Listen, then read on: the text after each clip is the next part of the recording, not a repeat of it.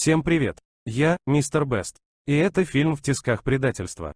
Молодая девушка звонит в полицейский участок и сообщает, что ее зовут Санджна Мальхотра. Она в панике говорит, что он убьет ее, и ее муж собирается. Не договорив, она пронзительно кричит, и звонок прерывается. Следующим утром отряд полицейских приходит в дом к Авинашу Мальхотре, мужу Санджны. Он без сознания. Приведя Авинаша в себя, полиция арестовывает его по подозрению в убийстве жены. Они допрашивают его, но в это время входит адвокат и лучший друг Авинаша Рахит Саксина и прекращает допрос. На следующий день идет первое слушание дела, где Авинаша отказывают отпустить под залог и сажают под стражу на 14 дней. Когда Авинаша вывели на улицу, его зовет лучшая подруга, Соня. Она говорит, что верит в его невиновность, ведь она знает, как сильно он любил свою жену. Далее полицейский продолжает допрашивать героя. Авинаш рассказывает свою историю. Затем идет флешбэк. И нам показывают, как на новогодней вечеринке Соня говорит Авинашу, что передумала уезжать в Америку ради бизнеса отца. На самом деле она тайно влюблена в Авинаша и не хочет с ним расставаться.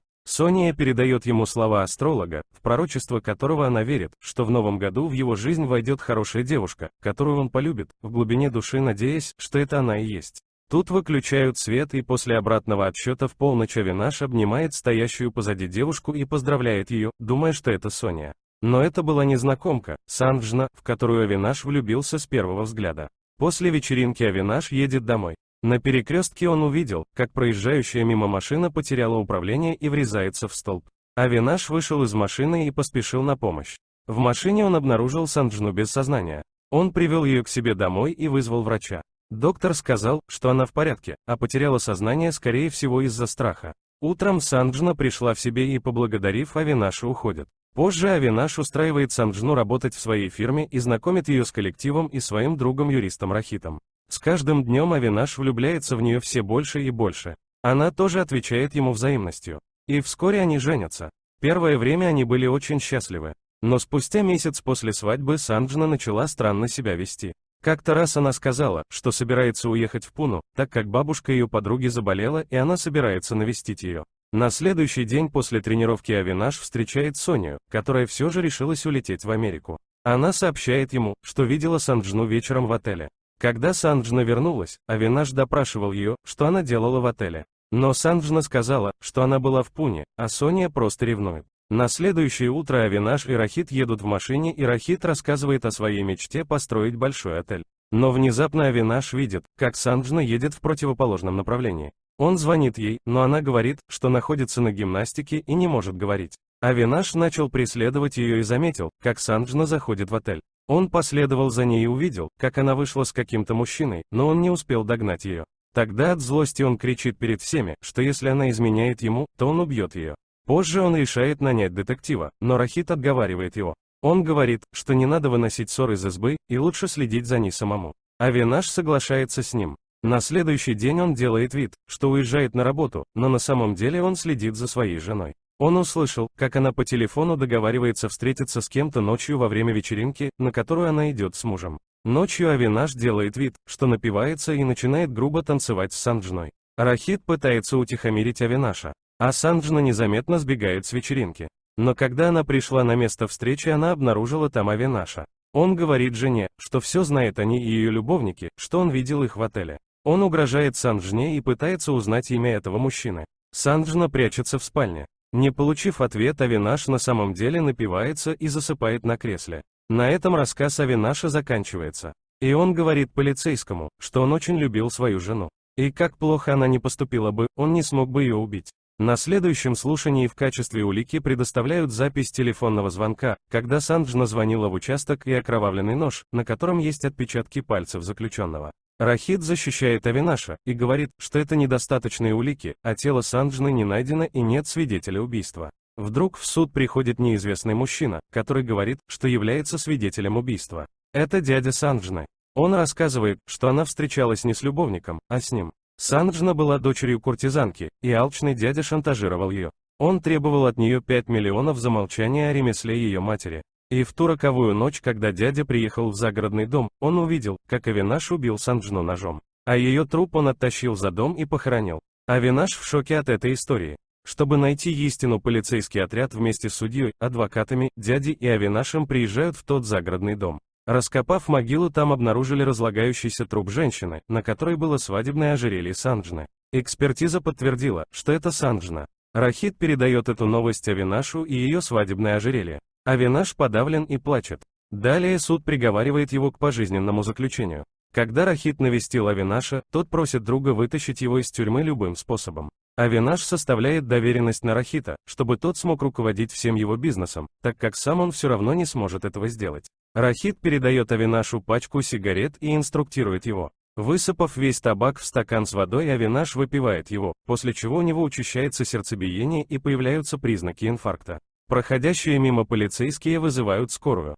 По пути в больницу Авинашу удается сбежать. Его встречает Рахит и увозят в другое место. Доехав, они вышли, чтобы поменять машину. Но внезапно Рахит направляет пистолет на Авинаша. Он признается, что хотел, чтобы его приговорили к смертной казни, но теперь-то, что не сделал суд, сделает сам Рахит. И Санджну он убил, чтобы после смерти Авинаша все его богатство не досталось супруге. А теперь у Рахита есть генеральная доверенность, нет Санджны и нет Авинаша. После этих слов он стреляет в него и уезжает. Но потом мы узнаем, что Соня видела, как Авинаш сбежал из кареты скорой помощи и уехал с Рахитом. Она последовала за ними и обнаружила раненого Авинаша. Она привезла его в свой загородный дом и ухаживала за ним. Постепенно Авинаш выздоравливает. Он тренируется с мыслями о мести. Однажды из новостной колонки в журнале он узнает, что Рахит изменил фамилию и на деньги Авинаша беззаботно живет в Малайзии, где он построил отель, о котором мечтал. Авинаш и Соня прилетают в Малайзию. В аэропорту они знакомятся с таксистом из Индии, Хариджитом. Он привозит их в отель поблизости к отелю Рахита. Таксист сообщает, что сегодня в отеле состоится грандиозная вечеринка. Авинаш рад тому, что наконец он отомстит бывшему другу. Он незаметно пробирается в отель. Подготовив оружие, он готовится выстрелить, но внезапно в прицел попадает живая и невредимая Санджна, которую Рахит представляет как свою возлюбленную. Авинаш в шоке от увиденного. Также на вечеринке и дядя Санджны, который был свидетелем против Авинаша в суде. Мужчина подавлен, но Соня вместе с Хариджитом поддерживают его. Узнав, что Санджна жива, она предлагает привести полицейских из Индии, чтобы Авинаша оправдали. Но он не согласен. Он хочет сам наказать их за те мучения, через которые он прошел. Первый в списке мщения дядя. Соня звонит ему и просит дать интервью. Соблазнительно одевшись, она приводит его в отель, где привязывает к кровати. Затем входит Авинаш и обливает всю комнату керосином. Дядя под страхом смерти признается, что Рахит подлец и предатель, а Санджна жива. Они давно любят друг друга. Именно по плану Рахита Санджна вышла замуж за Авинаша. И они специально разыграли мнимую измену Санджны. В ту роковую ночь они убили куртизанку, переодев ее в одежду Санджны. Одурманив Авинаша, Рахит оставил его отпечатки пальцев на ноже. А Санджна позвонила в полицейский участок с просьбой о помощи. Она сняла свое свадебное украшение и оставила на куртизанке. Также дядя признался, что когда Рахит стрелял в Авинаша, они с Санджной сидели в машине и наблюдали за этим. Авинаш наливает жидкость из канистры в стакан и выпивает его, показав дяде, что там была вода, а не керосин. Дядя счастлив, подумав, что Авинаш простил его, но тот утопил его в ванне и сбросил тело в море, которое потом обнаружили малайзийские полицейские. Рахиту и Санджне доложили, что их дядя утонул. Следующей жертвой Авинаш назначает ту, что была ближе к его сердцу. Когда Рахита не было дома, Авинаш выключает свет в его доме и обнимает и целует Санджну. Она думает, что это Рахит, но внезапно свет включается и Рахит заходит в дом. Санджна пугается и говорит ему, что кто-то только что был тут. Но Рахит не принимает ее слова всерьез. Санджна в раздумьях уходит на террасу и видит в бассейне окровавленного Авинаша. Крича от страха, она приводит Рахита на террасу. Тот считает, что Санджна просто не выспалась, поэтому ей все это померещилось. На следующий день Санджна делает покупки в торговом центре и, смотря в зеркало, вдруг видит отражение Авинаша в окровавленной тюремной одежде. Она боится и повсюду теперь видит Авинаша. Санджна в истерике врывается в конференц-зал к Рахиту и при всех кричит, что Авинаш жив, а не мертв, и он все знает про них. Рахит злится и выводит ее из зала. Он ругает ее и говорит, что Авинаш мертв, а она своим поведением наносит вред репутации Рахита. Далее Авинаш, Соня и Хариджит, который подружился с ними, сидят в кафе и готовят следующий план мести. Хариджит звонит Санджне и говорит, что знает все. Он называет имена ее и Авинаша, и просит встретиться с ним в парке. Ночью в парке Хариджит говорит Санджне, что Рахит пытается выставить ее сумасшедшей, и что дядю приказал убить именно Рахит. А сегодня на вечеринке маскараде Рахит заказал убийство самой Санджны.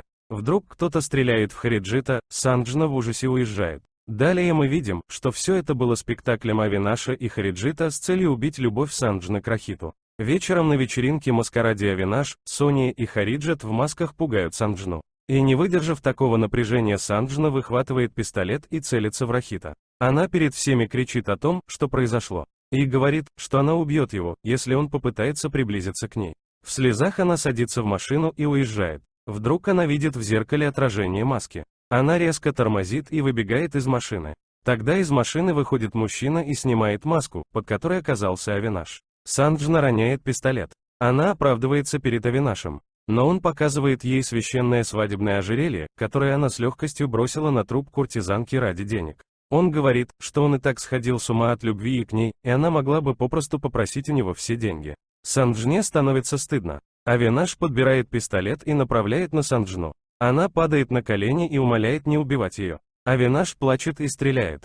Позже он звонит Рахиту и говорит, что он убил Санджну и ее тело лежит на стадионе. Рахит отправляется туда и находит Авинаша, который направляет на него пистолет и требует подписать доверенность обратно на Авинаша. Он угрожает, что если Рахит не подпишет документы, то убьет Санджну, которая все еще оказывается жива. Рахит говорит, что за такие деньги он каждый день может себе покупать новую Санджну и бросает документы. И тут приезжают бандиты. Но наш герой смог одолеть их всех и убить Рахита. На следующий день мы видим, как Санджна приходит в себя и обнаруживает полицейских, которые арестовывают ее по подозрению в убийстве Рахита из пистолета, на котором есть ее отпечатки пальцев.